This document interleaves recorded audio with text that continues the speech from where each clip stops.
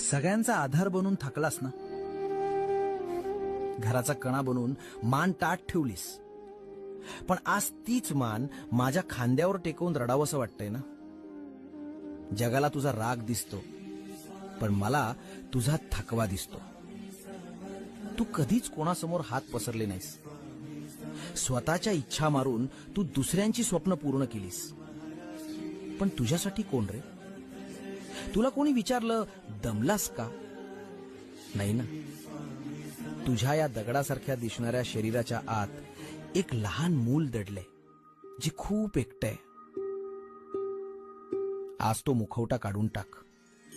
खंबीर माणसालाही रडण्याचा अधिकार आहे. जगाचा भार वाहणारा तू असलास तरी तुझा भार वाहणारा मी आहे. शांत हो, भिवू नकोस. मी तुझ्या पाठीशी आहे.